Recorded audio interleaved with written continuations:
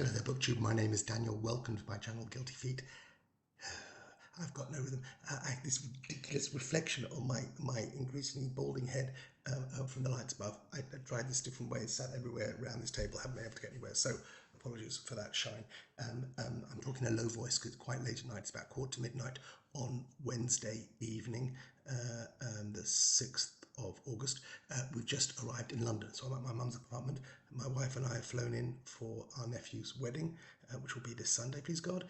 My daughter just arrived also. She had a different flight. She flew through Warsaw, all places. We had a direct flight, and she's in the room next door. My son and daughter-in-law are coming in on Friday, and we're all very excited to dance the wedding. Now, having arrived in London, my friend who lives quite nearby, my oldest friend, who was best man at my wedding and is a pilot, so he is the address that I send all the books that I purchase in England to, and he sometimes flies out to Israel because he's a pilot and he has unlimited luggage allowance, so he brings me stuff, but most of the time things just stay him, and this is probably a year's worth of stuff that I've sent to him. He's brought stuff out to me in the meantime, but this is all the stuff that was in his home, and I said bring it all over to my mum's, and anything I don't take back with me I'll leave here so it doesn't have to plug up your cupboard. So I've got a massive book haul for you here. Books that I've bought, some books that I've been sent for free, which is amazing. And I'll do it in two halves so that all the graphic novels I'll put to one side if anyone wants to stay to the end. So in the second half, I'll do all the comic books. So we'll get all the books that don't require quite as many pictures, we'll do first. And then if you're interested in the other stuff, you can stick around. I'm going to keep this low voice because I think, I'm worried that everyone will hear me. Okay, just another point of interest. At my mum's, I'm using a copy of Knitting Style Collection as my mouse pad, just in case that makes things clearer for you. Okay, so here is the books that I have here, and I'll tell you a little bit about each of them. Okay, first of all, I've got three Agatha Christie's here: Dumb Witness, Murder in the Mews, and Cards on the Table, and these are the next three in my reading Hercule Poirot in publication order project. So I'm 12 books, maybe 12, 13 books into that project. I'm reading maybe 3 or 4 of them a year. Next 20 years, that should keep me going. And these are the next three. And I buy these, I bought these actually from World of Books, but you can buy these on eBay, and usually £2 or £3 a copy, and so I don't mind having these beaten up used paperbacks. In this case, these are all Pan, or at least one of them's Pan, and that's Armada. I don't know what that is, I can't see anything without my glasses on. But yeah, I don't mind having second-hand copies, and eventually I'll have the whole series. And no, those are sunglasses. That's no good. Okay, let me just find my glasses so I can read what I'm doing. Found them, thank you. Okay, so that's 3 books by Agatha Christie. We'll get those out of the way. Then I have this, which I was sent very nearly a year ago. I don't know if I'll get round to reading it. This is Nene Cherry's autobiography, 1,000 Threads. This came out October 24. This was a review copy, uncorrected proof copy that I was sent, and I haven't read it until now, and I'm not sure it's such a high priority for me. We'll see. May sort of leave this behind in a charity store. That is 1,000 Threads by Nene Cherry. I like Nene Cherry. I'm not sure I like her enough to read autobiography when the sort of moment has passed. Here is a book I definitely ordered. It sounded super interesting. This is the Dictionary of Fine Distinctions by Eli Bernstein, and it sort of explains. So it's lots of pictures and fun things going on, and each double page sort of ethics versus morality. Robbery versus burglary, and is literally a dictionary. Farm versus ranch, literally a dictionary of fine distinctions. This is quite up my street if you're a wordy kind of person, and this may appeal to you as well, but I hope I would like this to be somewhere between sort of silly but actually quite informative. And that would be the sweet spot of something like this. If it's just sort of throwaway and nonsensical and sort of cheap gags, that's not necessarily interesting, but just from the look of it already, it looks like it may have some useful information. I don't know what the difference between burglary or whatever the other one was, difference between slapstick versus screwball, and gives examples and gives. This should be super fascinating to me. The Dictionary of Fine Distinctions by Eli Bernstein. What else have I got? forward last week. I mean to read, but my nephew, actually the one who's getting married, recommended this to me. My daughter also is just coming to the end of her degree in part of it is in economics, and I was recommended this book from a few years ago by Kate Rayworth, who I believe is Sophie Rayworth, who does the news somewhere in the UK. Donut Economics is the name of the book, and this is 7 ways to think like a 21st century economist. I don't know much about economics, and I've never studied this, but this was recommended to me as a sort of good new foundation in a new thinking about economics. And I thought I would give it a go. Look, I'm intrigued by the title. It's supposed to be sort of foundational work of the last 10, 15 years. Donut Economics by Professor, I believe, Kate Rayworth. Looking forward to that. This, I'm not quite sure why I bought this. Melting Point by Rachel Cockrell. I think I just read a great review of it, and it's got some sort of Jewishness about it, which probably was what we did. On June 7th, 1907, a ship packed with Russian Jews set sail not to Jerusalem or New York, as many on board have dreamt, but to Texas. And one of the passengers, or the guy who persuades the passengers, is the author's great grandfather. And so something about Jews arriving in Galveston. Who knew? And the story is sort of told in sort of found media, so newspaper articles and letters, and I, I don't know much about it. It looks like it might be quite a thick one. This is so I bought this second hand, but this looks like an unread hardback book that was sitting around waiting for someone to show it some love. And I'm quite looking forward to this Melting Point by Rachel Cockrell, and a sort of unknown story that might. Don't remember why I purchased this one, but I believe this has been fairly widely read. The Last Place You Look by Kristen Lipionka, a thriller maybe. Must read, introducing this summer's must-read crime debut this summer, presumably this summer from a few years ago. This is first published in the UK in 2017. So I don't know how this showed up on my radar. I bought this on eBay, I guess. I was interested in a new debut crime thriller, but I don't, I feel like I've seen this, and I don't know why or how good it is, or whether it might not be my thing at all. But looking forward to that. I'll give that a shot. The Last Place You Look by Kristen Lipionka. Good name. This came out last year, and Marina Hyde from the Rest Entertainment podcast mentioned it, but it had already been on my radar before that because I'm familiar with the author. This is an autobiography. This is Hits, Flops, and Other Illusions, My 40-something Years in Hollywood by Ed Zwick, who's directed movies and produced movies and TV, I believe. Oh, I think, was he one of the producers on 30-something? Is that why it's my 40-something years? Maybe I made that up. And he blurred on the back by Jamie Lee Curtis, Cameron Crowe, and David Gran. And this will be a tight 250, 260 pages about sort of Hollywood autobiography. So I love that kind of thing. I should be able to inhale that in a single sitting. What else have I got here? This I was sent for free. This is The Spoiled Heart by Sanjeev Sahota. I read his book, The Year of Runaways, because it was shortlisted for the Booker Prize in 2015, and didn't love that. It was one of those sort of misery porn kind of reads for me, and I wouldn't necessarily have gone back to this well, but I had been sent this for free, so I will probably give this a chance. It's a paperback. It's 330 pages, but quite nice big print. I imagine it's probably going to be miserable again. That is The Spoiled Heart by Sanjeev Sahota. And just because I've read another book by him and get a chance to try it again, I'll get to this at some point. Not a high priority, but maybe before the end of the year, I don't know. What else? Okay, a couple of books that I ordered in the last week, knowing that I was coming here to London, from Amazon. So these are two books here. One of them is The Racket by Connor Nyland, which is just in paperback. This is on tour with tennis's golden generation. Massive fan of tennis, but this won last year's William Hill Sports Book of the Year, which has been that's an annual award given to a book about sport. So not one of the prizes that's generally talked about on YouTube, but it is a prize that I've read quite a few of over the years. Not because I follow it religiously, but because I thought, oh, I'm looking for something to read. Don't mind reading a sports book every now and then. That's something I would never know about. Like I read a book many years ago called Angry White Pajamas by Robert Twigger, who was a poet, and it was about him training in some Japanese martial art with the Tokyo Riot Police, I believe. And he was an opera poet, and that was the whole thing. And that one, the William Hill, a book that I would never have got to under any circumstances, a poet writing about training in martial arts. This is, say, tennis, not a sport that I follow particularly closely.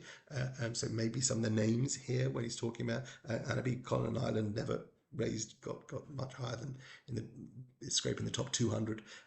But what it's like being on the circuit, and this was very the praise for this intrigued me enough to pick it up, knowing that it won this prize. So I'm looking forward to tucking into this.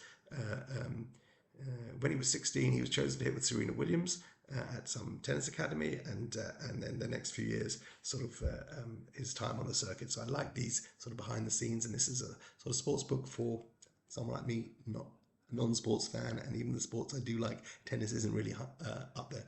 Looking forward to that nice bit of non-fiction. I think this might have been on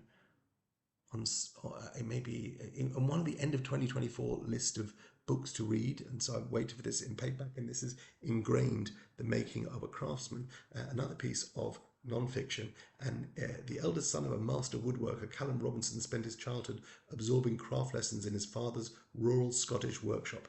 Now, again, about as far, so that's Ingrained by Callum Robinson, about as far from me. I'm not someone who works with his hands. My father, my late father, did very much work with his hands and would have loved something like this.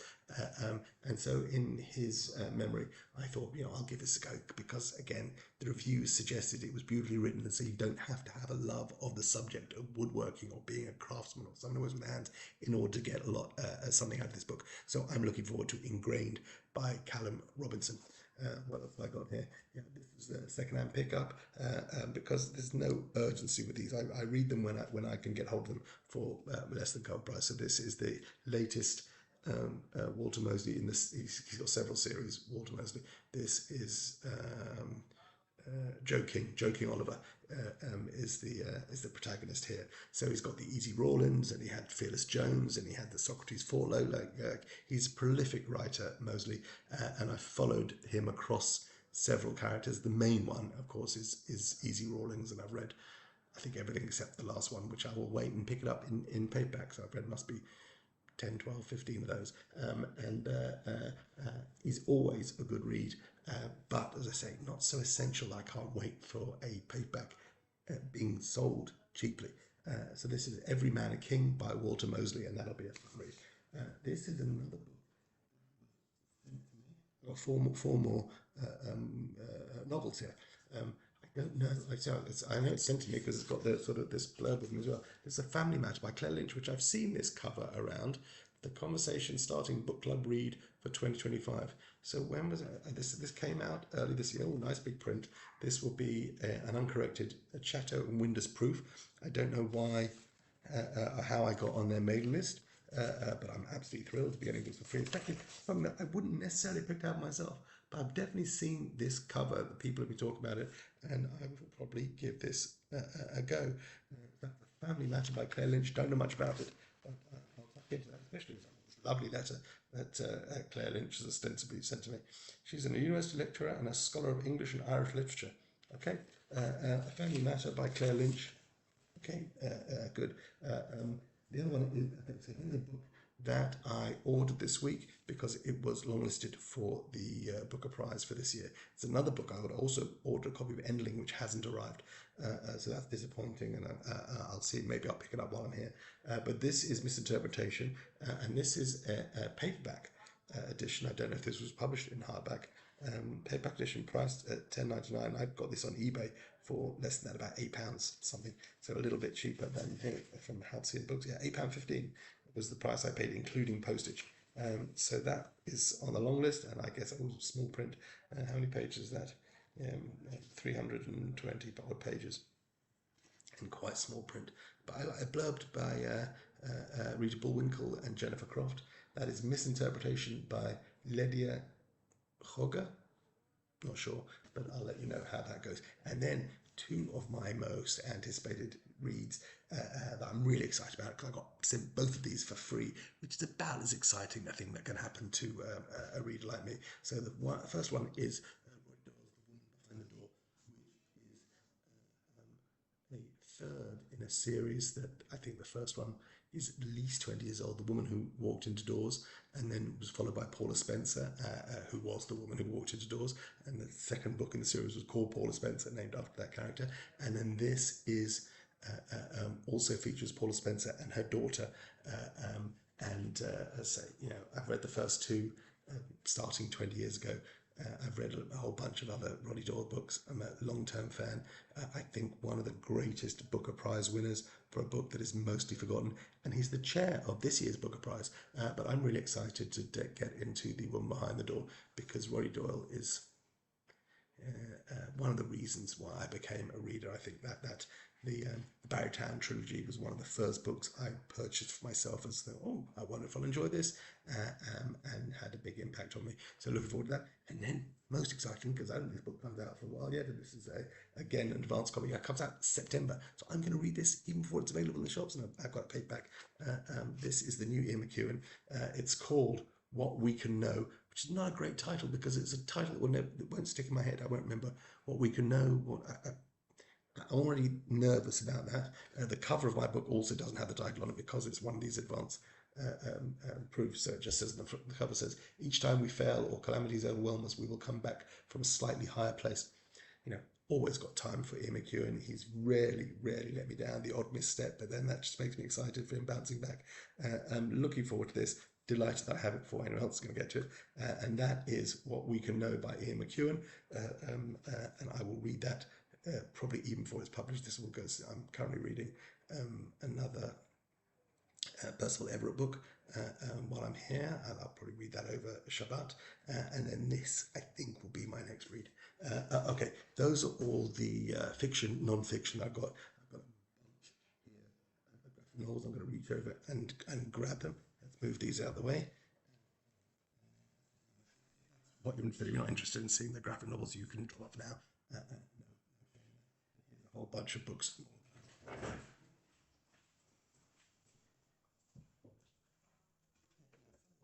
Some of these are series that I'm actually reading. Some of these are authors that I like, and so I'll read whatever they've done. Some of them are stories that I'm kind of interested in, and many of these are just graphic novels that when I searched on eBay, they were quite cheap.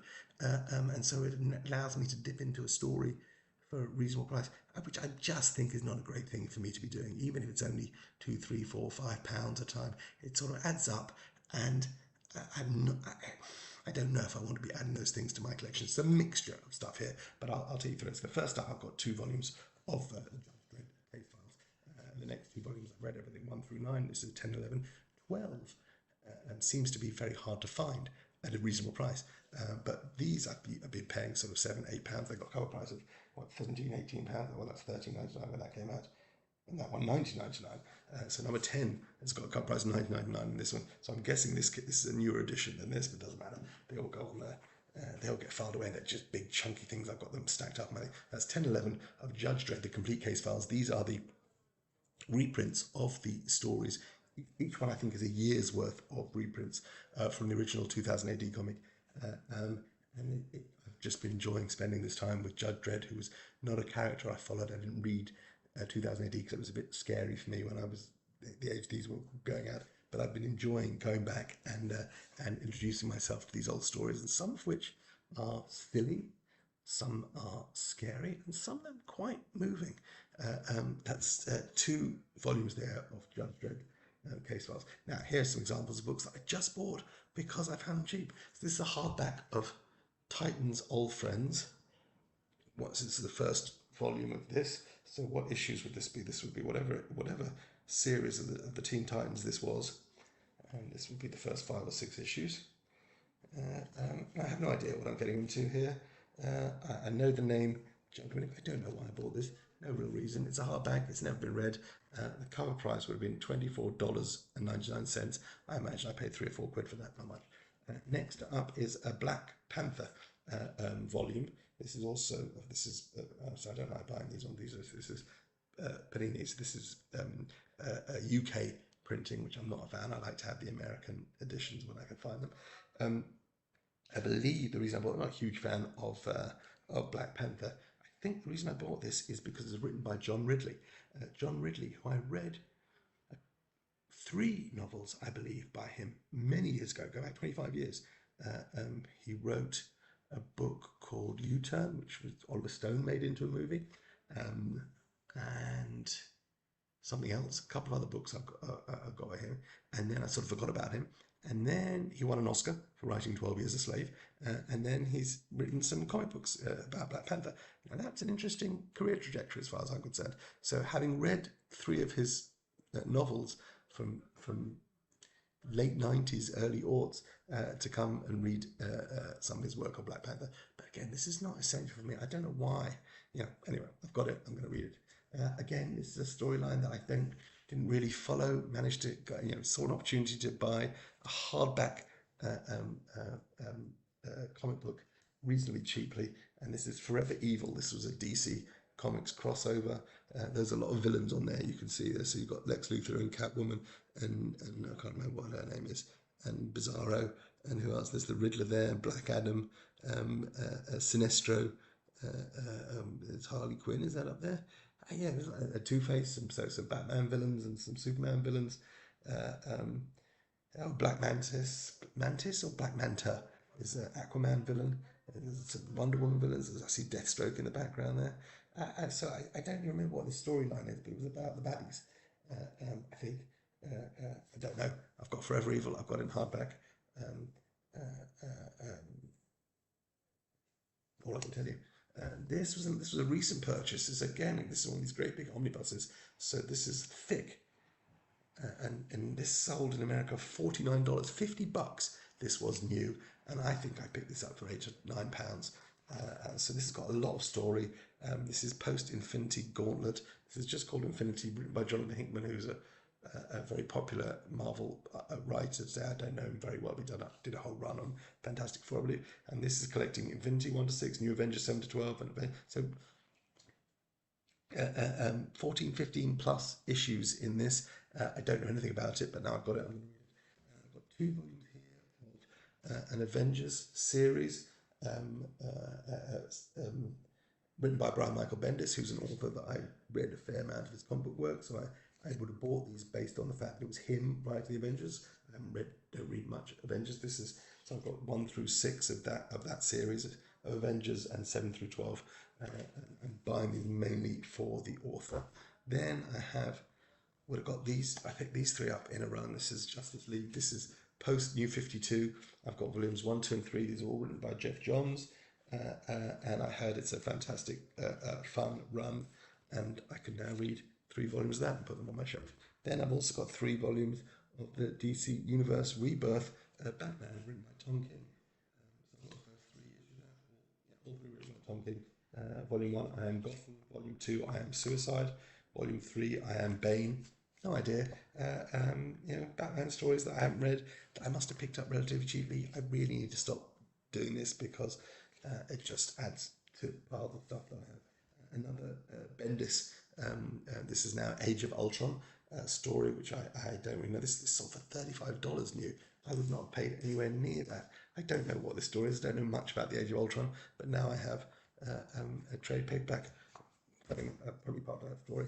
2 more. The Ultimates. I never really bought into the Ultimate universe, which was sort of rebooted Marvel and retold the stories again from the beginning. And the Ultimates is the Ultimate Universe's version of the Avengers. This is issues 1 to 6 of the Ultimates, which may be an entire miniseries. I don't know. I don't know why I have it, but I have. I bought it. And then the last thing, also, a big fan of Watchmen many years ago. Was kind of disappointed when they sort of rebooted it, but somehow I bought in hardback the Doomsday Clock, which is part 1. I don't know what else is going to happen in this beautiful hardback copy.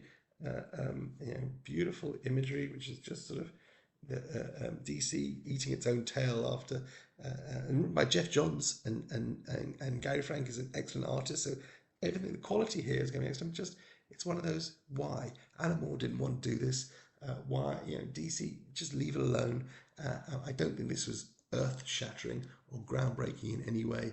So even if it sold, it just sold. It's just a sort of accounting rounding error. That's what produced this. I don't think it's necessarily great art, but you get to see Rorschach again, and there's the comedian, and I don't even know what's going on here. But I've got how many issues? This was issues 1 through 6 of DC Universe Rebirth Doomsday Clock. Who knows? All right, that's it. That's a whole lot of books. Thank you very much. Hope you're all keeping well. I'm probably going to buy some books while I'm here as well. God bless. Bye.